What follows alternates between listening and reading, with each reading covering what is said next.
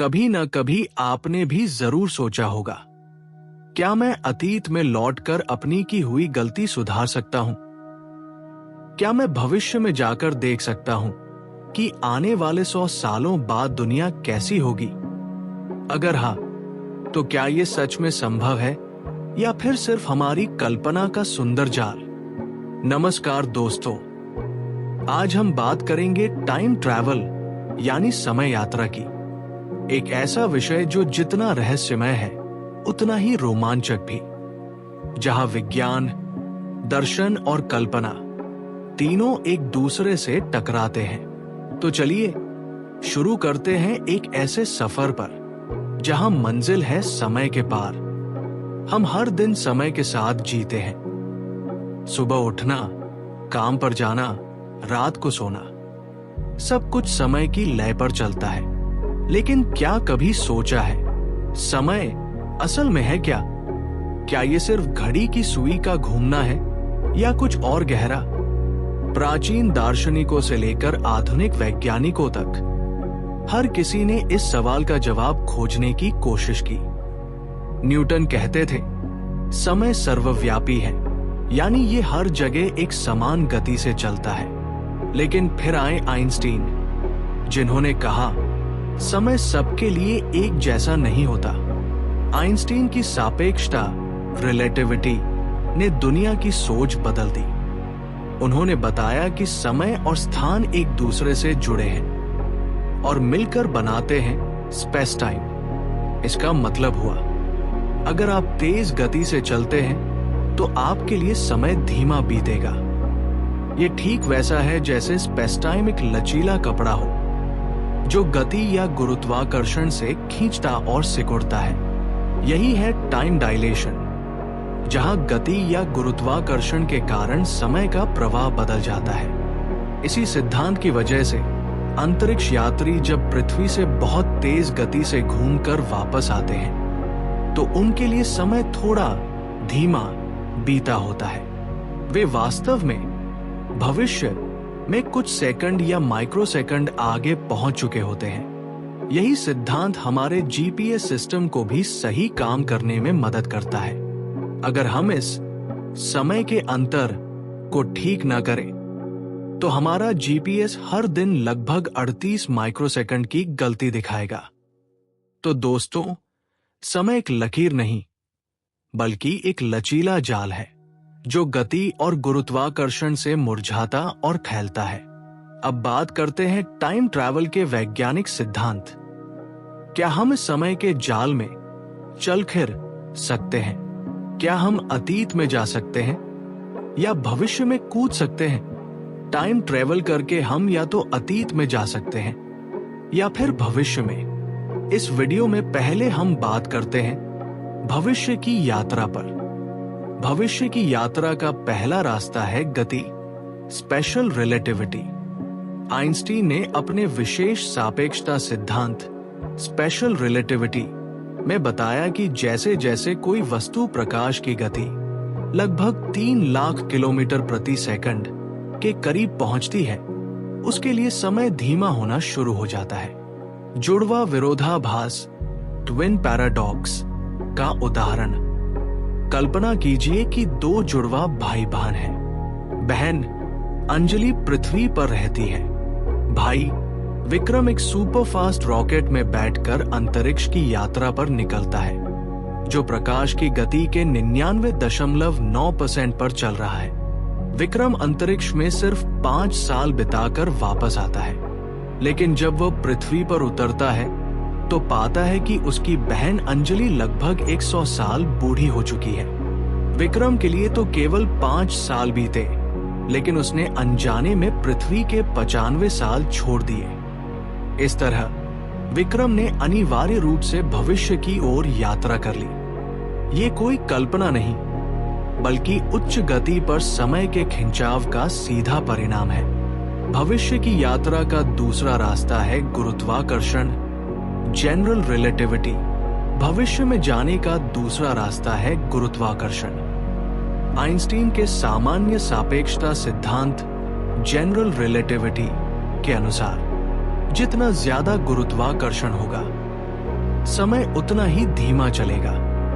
ऐसा इसलिए होता है क्योंकि भारी वस्तुएं जैसे ग्रह या black hole space time fabric को खींचकर उसमें गहरा गड्ढा बना देती है। स्पेस टाइम जितना ज्यादा खींचता है, उसके अंदर समय का प्रवाह उतना ही धीमा हो जाता है।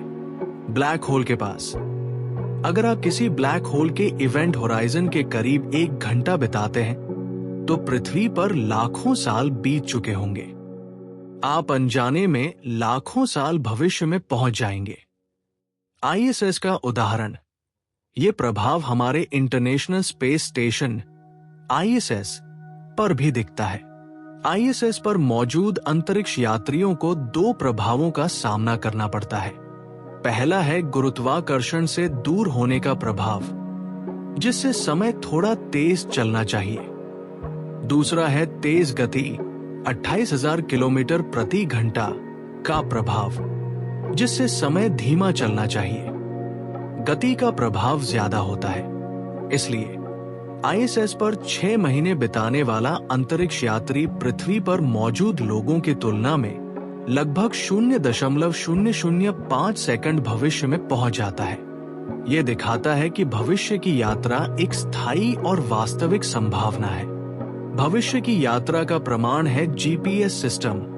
भविष्य की यात्रा सिर्फ सैद्धांतिक रूप से संभव नहीं, बल्कि एक ऐसा वैज्ञानिक तथ्य है जिस पर हमारी रोजमर्रा की तकनीक निर्भर करती है। आपका जीपीएस सिस्टम टाइम डायलेशन के कारण ही काम करता है। जीपीएस सैटेलाइट्स पृथ्वी से 20,000 किलोमीटर ऊपर 14,000 किलोमीटर प्रति घंटे की रफ्तार से घूमते हैं, इसलिए उन्हें दोनों तरह के टाइम डायलेशन का सामना करना पड़ता है।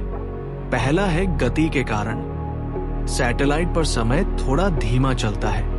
दूसरा है कम गुरुत्वाकर्षण के कारण, सैटेलाइट पर समय थोड़ा तेज चलता है, जिसके कारण सैटेलाइट पर समय पृथ्वी से हर दिन 38 माइक्रोसेकंड्स तेज चलता है।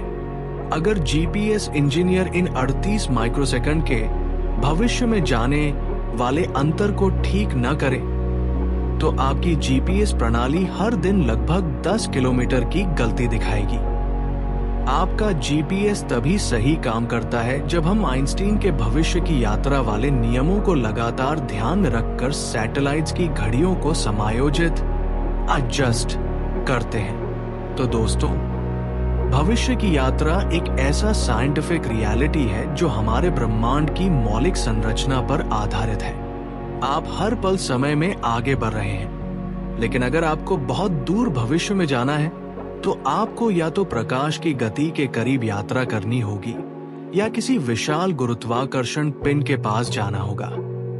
अब हम बात करते हैं समय में अतीत की यात्रा। समय में पीछे जाने के कुछ रास्ते हैं, जिनमें से पहला है वर्महोल। कल्पना कीजिए, एक कागज पर 2 बिंदु बनाए और उसे मोड़कर आपस में जोड़ दिया। अब बिंदु से बी तक जाने के लिए लंबा रास्ता तय नहीं करना पड़ा। हमारी पिछली वीडियो इसी टॉपिक पर थी, इसलिए अगर आपको वर्म होल पर विस्तृत जानकारी चाहिए तो आप हमारी पिछली वीडियो को देख सकते हैं। दूसरा है टिपलर सिलेंडर। अब सोचिए, अगर हम एक बहुत बड़ा सिलेंडर लें जिसे इतनी तेजी से घुमाएं कि उसके आसपास का स्पेस टाइम झुक जाए, इस मॉडल को कहते हैं टिपलर सिलेंडर। सिद्धांत कहता है, अगर कोई व्यक्ति इस अनंत लंबाई के घूर्णनशील सिलेंडर के चारों ओर घूमे तो वह समय के चक्र में पीछे जा सकता है। यह मॉडल भी आइंस्टीन के समीकरणों पर आधारित है, लेकिन इसकी असीमित ऊर्जा और अनंत लंबाई की आवश्यकता इसे केवल गणितीय कल्पना तक सीमित रखती है। तीसरा है टैचियन कण। टैचियन एक काल्पनिक कण है जो हमेशा प्रकाश की गति से तेज चलता है। अगर ऐसे कण वास्तव में हो तो वे सूचना को समय में पीछे भेज सकते हैं, यानी अतीत में संदेश भेजना संभव हो जाएगा।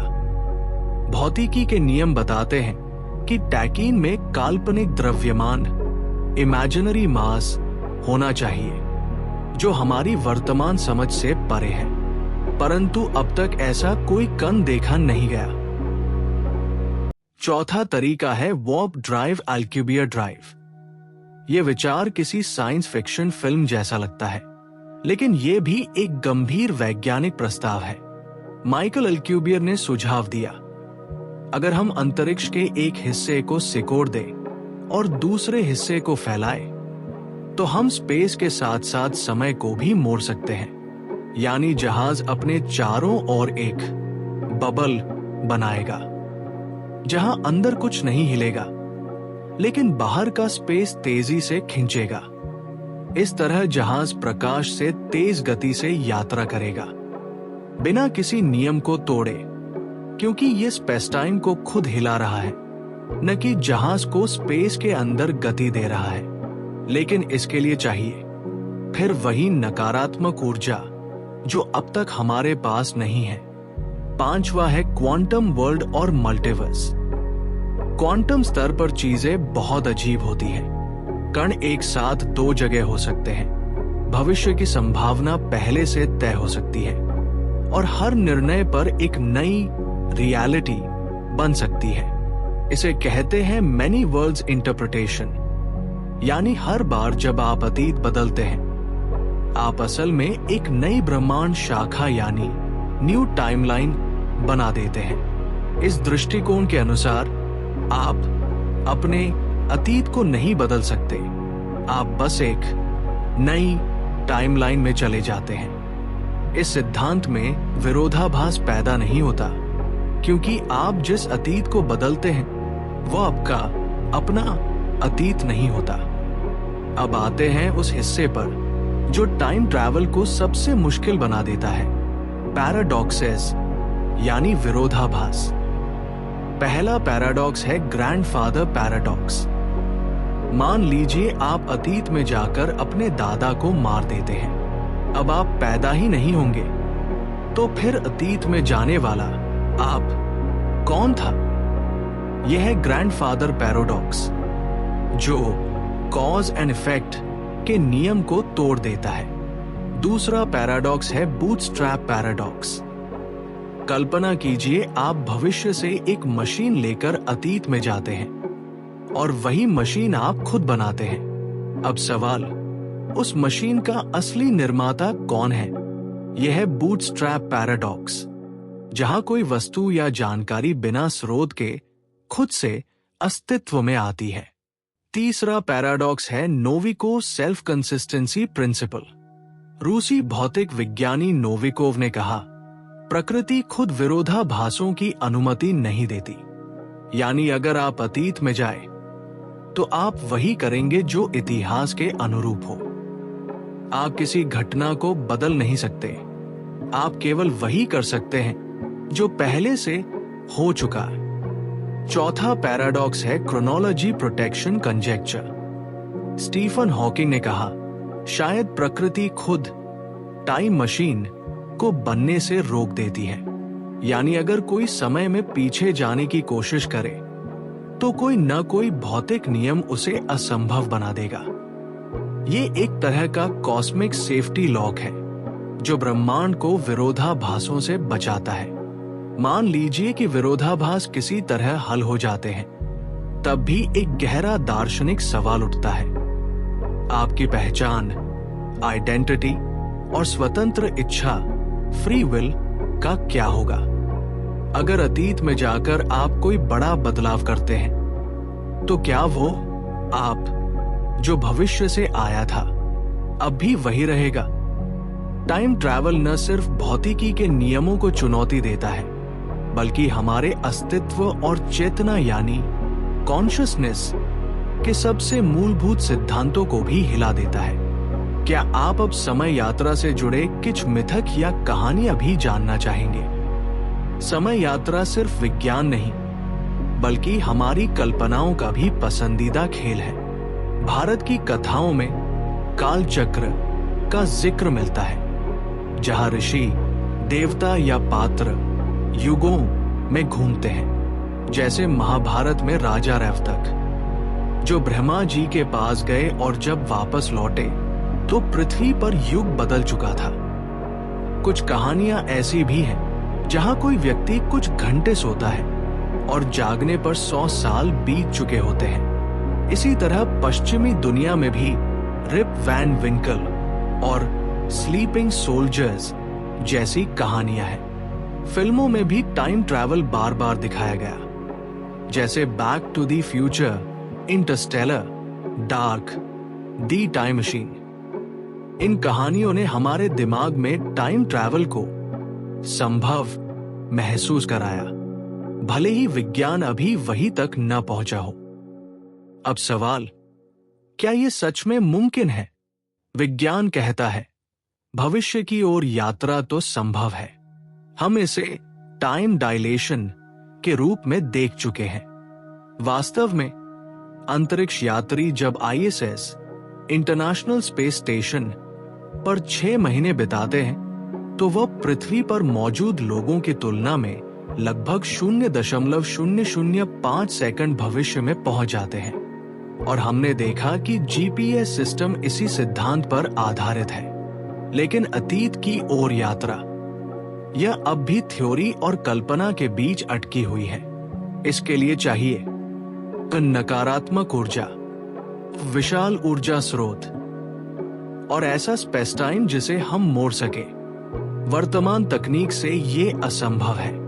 इसे संभव बनाने के लिए हमें भौतिकी के 2 सबसे बड़े सिद्धांतों, सामान्य सापेक्षता और क्वांटम यांत्रिकी, को जोड़ने वाले एक संपूर्ण सिद्धांत, थियोरी ऑफ एवरीथिंग, की जरूरत होगी।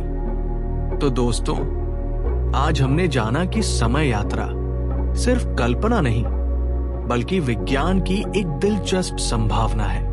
आइंस्टीन ने हमें रास्ता दिखाया, स्टीफन हॉकिंग ने हमें सावधान किया और मानव कल्पना ने इसे अमर बना दिया। भविष्य की ओर यात्रा संभव है, लेकिन अतीत में लौटना शायद एक प्रतिबंधित सपना है। फिर भी हर सपना कभी न कभी विज्ञान बनता है। तो कौन जाने, आने वाले समय में कोई खोज ऐसा दरवाजा खोल दे जहां अतीत और भविष्य बस एक दरवाजे की 2 तरफ हो। अगर आपको मौका मिले तो आप किस ओर जाना चाहेंगे? अतीत में अपनी गलती सुधारने या भविष्य में अपने सपनों को सच देखने? कमेंट में बताइए। और अगर ये सफर आपको अच्छा लगा हो तो इस वीडियो को लाइक और शेयर जरूर करें, क्योंकि ये कहानी सिर्फ समय की नहीं, हमारी जिज्ञासा की भी है।